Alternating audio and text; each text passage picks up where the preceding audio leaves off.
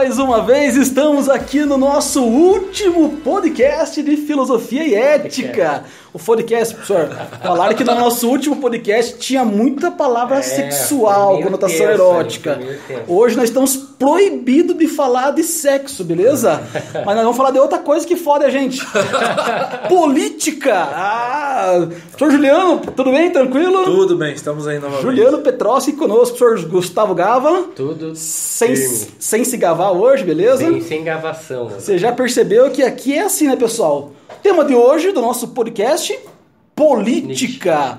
Tema do nosso 4º capítulo do e-book, né? Verdade. Aqui os nossos autores. Quem escreveu esse, não vou falar nada, mas foi o professor Juliano Petrossi, tá? Eu mesmo. Qualquer crítica é ele, tá? Desce a lei nele. Esse é o pai. Muito bem, falar de política... Pai da criança. Esse é o pai da criança. Pessoal, falar de política em tempos atuais é difícil, não é verdade? Não, dá quase tiro e morte aí. Vocês concordam que política, religião e time não dá pra falar nada, não? Porque não se discute essas coisas? Pelo contrário, eu acho que a política é das atividades mais importantes, talvez, da atividade filosófica, né? Um dos temas mais importantes. Como diziam alguns autores gregos, depois na Idade Média esse tema também ficou recorrente, que toda boa filosofia completa, digamos assim, o bom grande pensador tem que começar com uma ontologia e terminar com uma política, senão não fecharia todo um sistema filosófico, né? O próprio princípio de civilidade, hoje, se você for pensar, independente de épocas, você tem que levar em consideração a discussão política. Né? Mas e aí, onde é que surge esse bicho aí? Surge aonde, quando? Igual a propaganda do Globo Repórter, de onde veio, para onde vai, como eles vivem, né? Mais ou menos essa ideia. De onde surge a política, professores? Olha, a política como a gente conhece é mais uma das criações gregas, como a gente tem falado em vários gregos, podcasts cara? Aí. Não é à toa que a gente sempre se refere a esses caras, né? Mas, obviamente, a política como atividade humana, ela existe desde que existe o ser humano, né? Desde que existe gente e desde que essas gente começaram a conviver junto, né? Desde que teve duas pessoas se relacionando, já começou a política.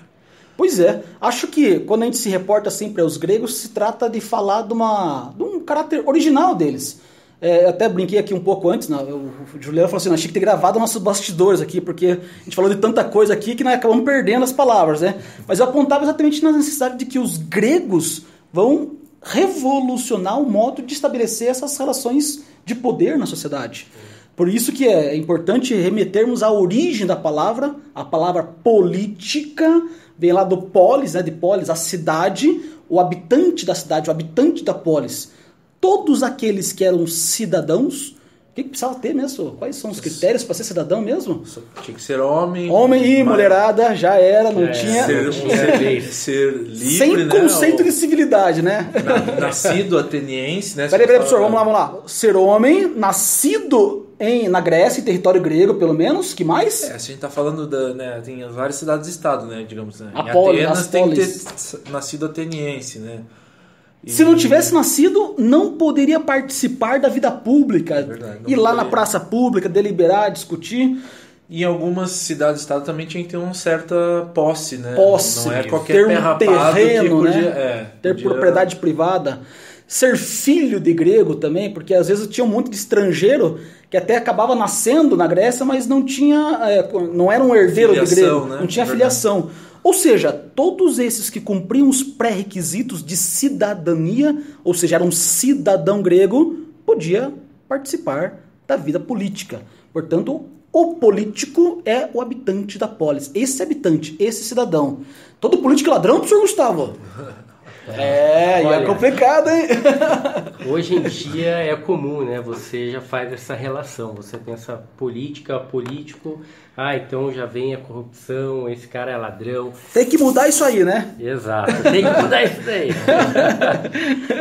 Mas vejam, pessoal, que esses são jargões que a gente usa no dia a dia, mas temos que tomar cuidado, né? Até porque nós estaríamos caindo novamente, uma coisa que a gente sempre repete nos nossos podcasts aqui, que é o senso comum. Exatamente. Se eu simplesmente só reproduzir esses preconceitos, isso, né? Política é corrupção e todo político é ladrão.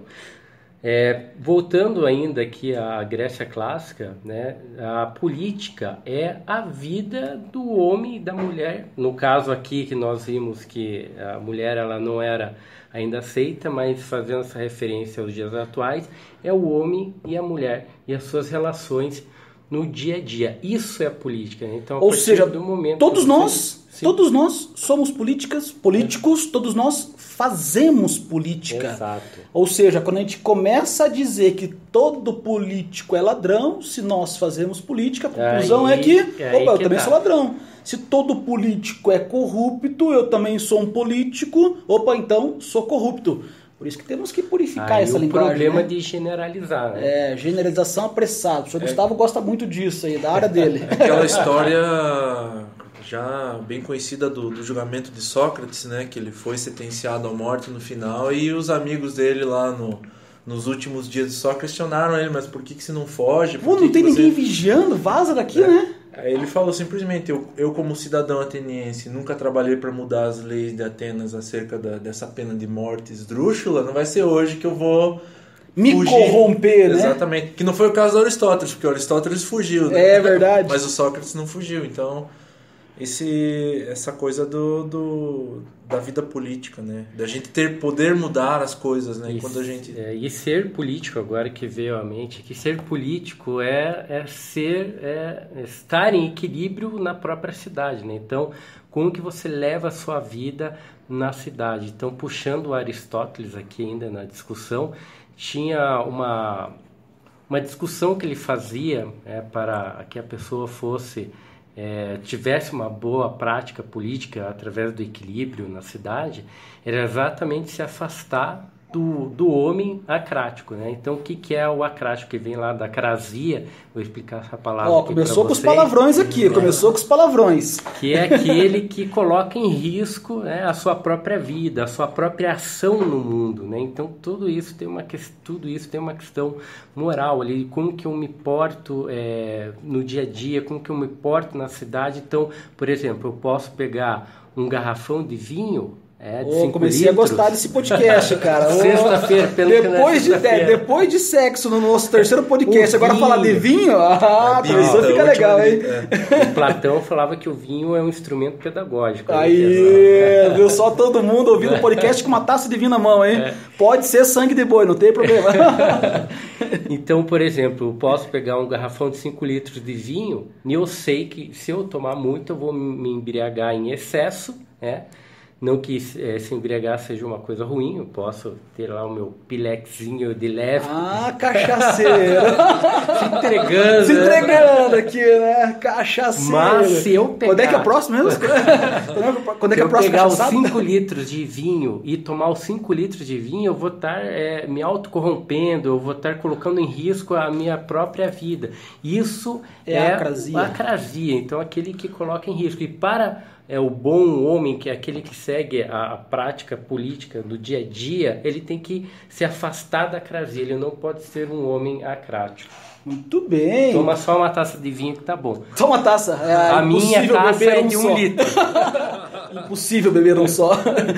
Pessoal, mas o que os nossos alunos têm que aprender sobre política para mais ou menos aí se dar bem na prova? Não que a gente esteja aqui especificamente preocupado com o resultado, com a prova, mas não dá para esconder que esse é um dos objetivos nossos, né? Para que os nossos alunos se preparem e, portanto, queiram ouvir os podcasts, né? Nós falamos de alguns autores, Platão, Aristóteles. Como é que nós poderíamos definir a compreensão de política do Platão? Vocês têm aí algumas dicas, ideias de como a gente pode definir esse conceito político em Platão? O Platão, a gente foi para Aristóteles, mas agora a gente vai voltar para o Platão, né? O cara, ele falou uns palavrões aqui, ele acabou se antecipando, né, cara? Mas não tem problema. O Platão, acho que ele fala de política em várias obras, mas a obra mais importante, talvez, né? Uma das obras mais importantes da política universal é a República de Platão, né? A chamada Politeia. Politeia, né? exatamente. Politeia de Platão. E lá ele traça o que seria uma cidade ideal, né? Com essa organização, a ideia de um governante que ele chamou de rei filósofo, porque teria um melhor preparo para gerir todas as coisas da... E porque ele estava mais próximo da ideia de verdade, né? De justiça e de bondade. Que é o cerne da teoria platônica, né? Se a gente não chega até essa verdade, e principalmente a verdade na cidade, né? Na polis, a gente não teria uma vida, digamos assim, virtuosa. Uma vida justa, uma perfeita, vida justa, né? Eu gosto de falar do Platão e, sobretudo, da República, dos primeiros capítulos da República. Não sei se vocês lembram aquela discussão, Sócrates está caminhandinho, né? E o Platão vai narrando, né? Sócrates está caminhandinho, encontra, de repente, com um Céfalo, e aí começa uma discussão sobre, aí, você estava na casa do fulano e tal? Pois é, então, nós conversamos lá sobre o tema da justiça. E aí o Sócrates começa a interrogar o Céfalo, que é um dos representantes dos mais idosos lá, e pergunta para ele, mas aí, Céfalo, grande Céfalo, você que a todos respeitam, como é que você define o que é a justiça? E o Céfalo dá uma definição muito bacana, mas que o Sócrates vai querer fazer aquela ironia socrática, quebrar as pernas dele, né? Mas a primeira definição de justiça que aparece é exatamente essa. Justo é quando você fala sempre a verdade e restitui aquilo que é do sujeito por direito. Daí o Sócrates usa o seguinte exemplo, mas ok, então se você me emprestou uma arma para eu caçar os pardalzinhos lá, caçar lebre, né? Hoje eu posso caçar, né? Mas se você emprestou uma arma para mim, de repente você chega em casa e pega sua esposa com outro, né, na cama, e você chega lá e fala assim, vou matar essa desgraçada. E você fala assim, vou pegar a minha arma novamente para matar eles. E o Sócrates deveria devolver o que é dele por direito nesse momento? Será que o valor à vida não seria mais valiosa do que falar sempre a verdade e restituir? E aí ele começa a contra-argumentar para mostrar que exatamente é possível pensar em outros conceitos de justiça. E essa justiça que só pode ser alcançada dentro de uma polis ideal, dentro de uma estrutura social. Vocês lembram das 3 classes sociais que o Platão vai descrever na polis ideal? A classe dos governantes, a classe dos guerreiros e a classe dos trabalhadores. Eles ficaram tudo na dúvida aqui, esses caras não manjam de Platão. Eu lembro!